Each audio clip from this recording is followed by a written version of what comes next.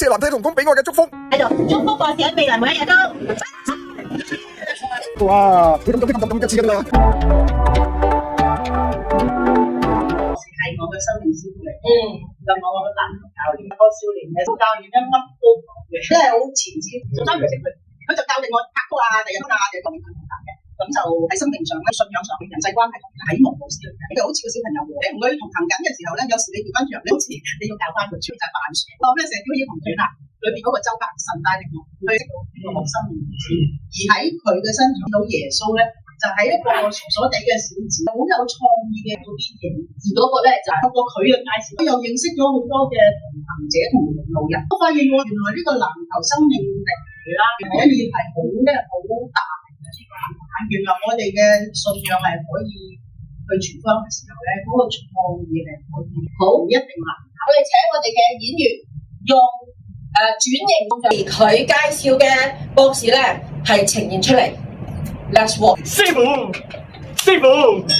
咁遠嘅，哇！你教到咁遠嘅，你夠啦！喂，就嚟啦！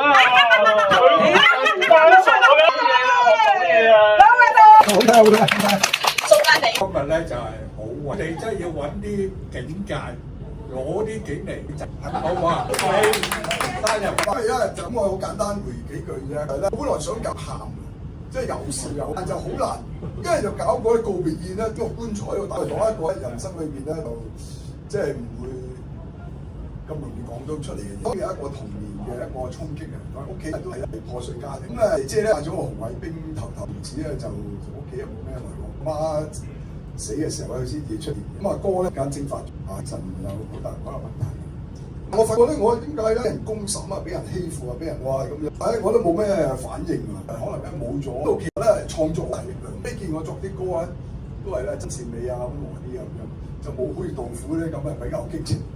有嘅其實我有咁題材，嗰啲咧好沉鬱嘅嘢咧就唔容易整理。杜甫咁嘅首首咧都係一成人間煙火，佢突然間咧忍唔到咧爆發啊，會打人啊、咬人啊，突然間發癲咧，好難講喎。大家都為我祈禱啊！我睇下揾得。就即係喺好似我上次咁樣，我密室嘅連屋企咧，喺我樓，但係咧亦都係心靈嘅一個好大嘅。我自己又啲情商輔導啲發覺，人喺陪伴，所以你有人走路會遠好多。咁唯有咧耶穌咧係咧會陪伴我，但耶穌都上咗天嘅嘛，就係而家陪伴我